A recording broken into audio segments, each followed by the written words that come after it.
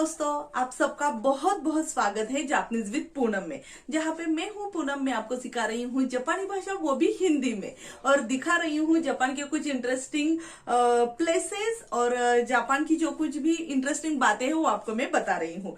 तो आज के इस लेसन में हम सीखने वाले हैं कांजी। JLPT N5 के लिए जितने कांजी है, मतलब 110 कांजी है, तो लेसन नंबर 5 हम स्टार्ट कर रहे हैं। फाइव जो लेसन है पार्ट 1 और पार्ट 2 में डिवाइड हो जाएगा।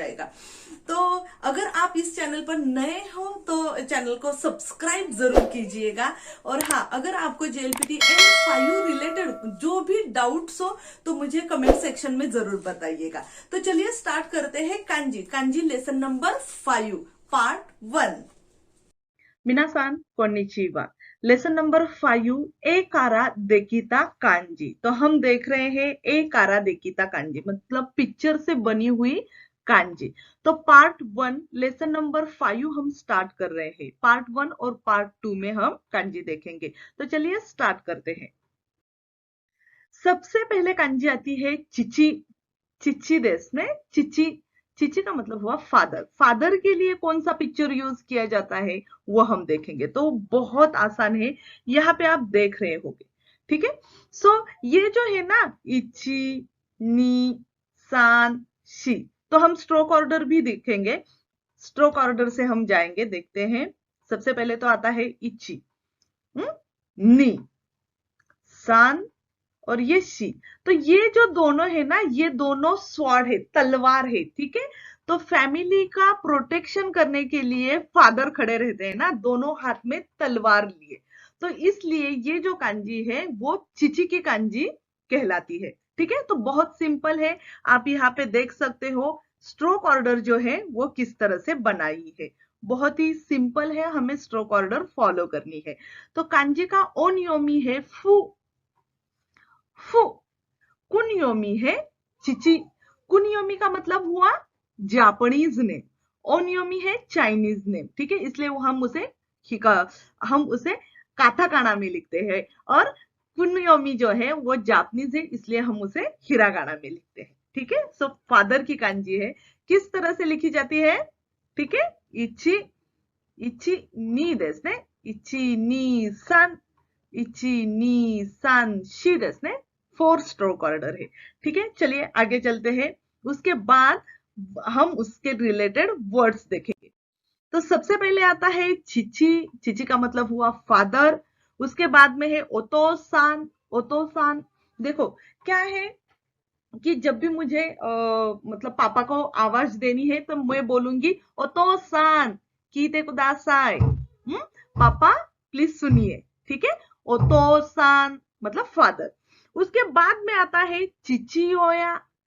चिचिओया, देखो फादर के लिए ही यूज किया जाता है। वाताशी नो चिचिओया देसु, माय फादर। ठीक है। इस तरीके से उसका यूज होता है। तो ध्यान में रखिए। हम आगे देखेंगे कांजी। आगे की कांजी है हाहा।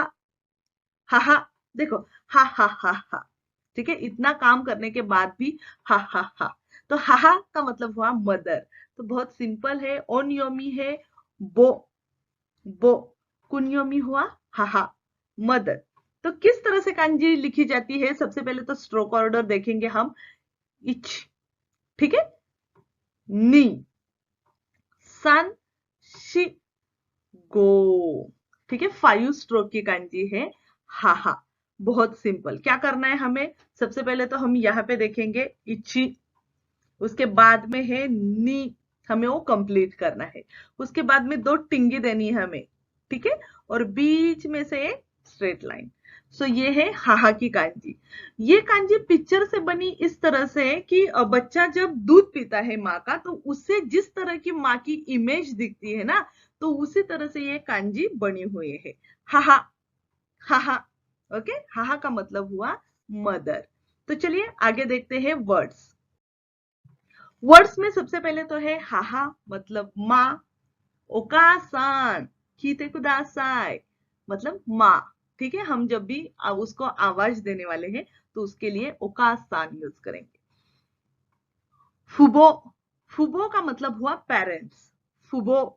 फू की कांजी कौन सी है? चिची की कांजी है। बो की कांजी मदर की कांजी है, तो फुबो दोनों कांजी आ गई, इसलिए हुआ पेरेंट्स, माता पिता। ठीक है, उसके बाद में है बो कोकू। कोकू की जो कांजी है उसका मतलब है कंट्री।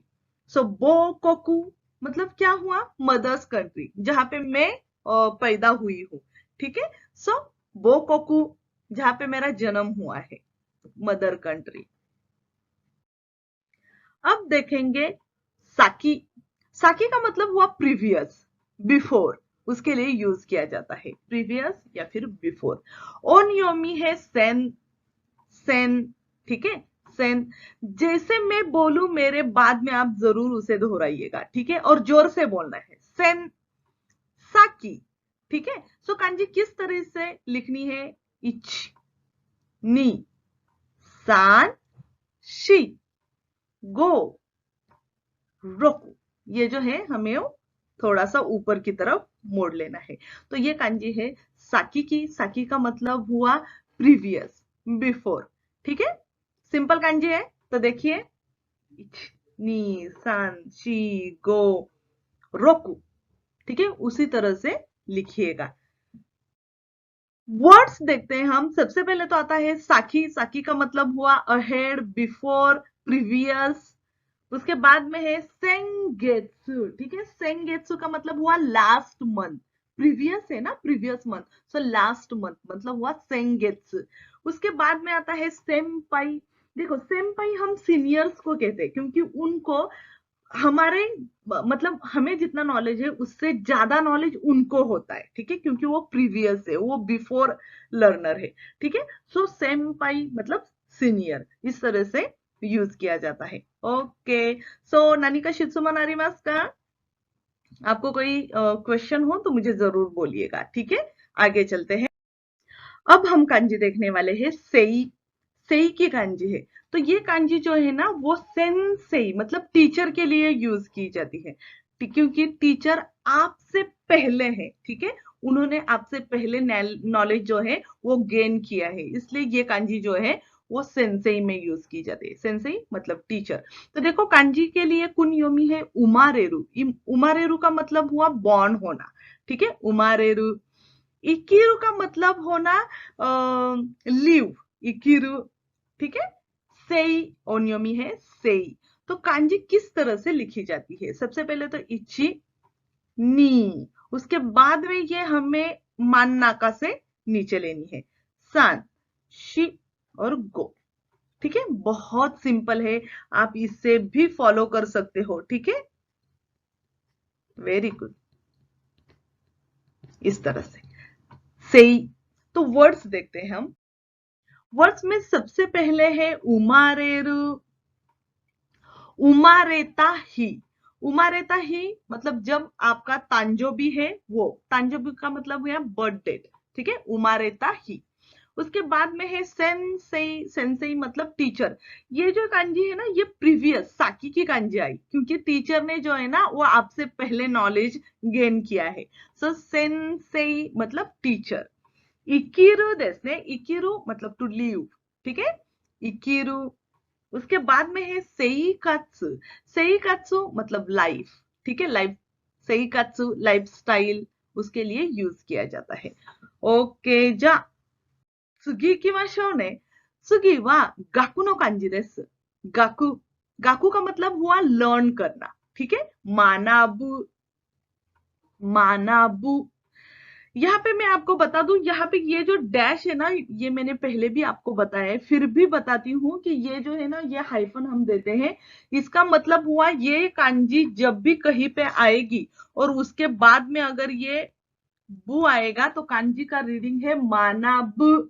ठीक है, और दो कांजी अगर एक साथ आती है तो 95% कांजी का ओनियोमी होता है। ठीक है, मतलब गाक्को, गाक्को में ये गाकू की कांजी आ जाएगी। ठीक है, गाकू का मतलब हुआ लर्न, तो हम लर्न करते हैं स्कूल में जाके। ठीक है, सो देखिए, स्टडी करना, लर्न करना, उसके लिए गाकू की कांजी यूज की जाती है। तो कांजी का स्ट्रोक ऑर्डर हम देखेंगे किस तरह से, इची, नी, सान, ओके, शी, गो, और उसके बाद में हमें ये जो है ना, ये कोदोमो की कांजी है। ओबोएमास का। डू यू रिमेम्बर कोदो मोनो को देस ने? बच्चे लर्न करते हैं, बच्चे स्टडी करते हैं, ठीक है। सो इसलिए कोदो मोनो को देस ने। सो गाकू बहुत सिंपल कांजी, गाकू। यहाँ पे आप फॉलो कर सकते हो किस तरह से स्ट्रोक ऑर्डर लिखी है, गाकू। चलो वर्ड्स देखते हैं। सबसे पहले तो है गाकू सेई देस ने। गाकू सेई का मतलब हुआ स्टूडेंट, और सेन सेई की हमने जो कांजी बनाई थी वो है सेन, और ये है सेई। सेन सेई मतलब टीचर। अब है गाकू सेई मतलब स्टूडेंट। उसके बाद में है दाई गाकू। दाई का मतलब हुआ बिग, गाकू का मतलब है जहां पे आप लर्न करने के लिए जाने वाले हो। तो दाई गाकू का मतलब हुआ यूनिवर्सिटी, ठीक है, बहुत बड़ा कॉलेज, यूनिवर्सिटी या फिर विद्यापीठ भी आप बोल सकते हो। उसके बाद में है कागाकू। का गाकू मतलब साइंस, कागाकू। उसके बाद में है ryugaku। ryugaku का मतलब हुआ फॉरेन में, मतलब स्टडी करने के लिए अब्रॉड जाना या दूसरे देश में जाके स्टडी करना, ryugaku।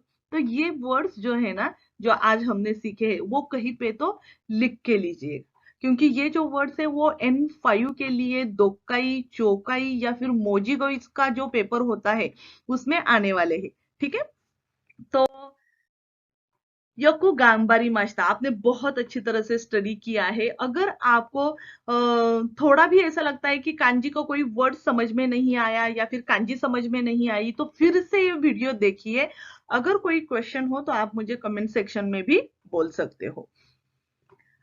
आरिगातो गोजाइमाशिता मिनासान। Thank you so much. मिलते हैं अगले लेसन में, पार्ट नंबर 2 में। थैंक हे दोस्तों, तो कैसा लगा आपको वीडियो? अगर आपको ऐसा लगता है जापनीज विद पूनम ये जो चैनल है वो बहुत ज्यादा इंफॉर्मेटिव है, आपको बहुत फ्रूटफुल इंफॉर्मेशन इस चैनल से मिल रही है, तो चैनल को जरूर सब्सक्राइब कीजिए। मुझे सपोर्ट करने के लिए वीडियो ज्यादा से ज्यादा शेयर जरूर कीजिएगा, क्योंकि आगे चल के मैं आपके लिए JLPT N5 N4 और जापान की जो स्कॉलरशिप है, जापान के जो अलग अलग प्लेसेस है, उनके वीडियो जल्दी से जल्दी आपके लिए अपलोड कर दूं।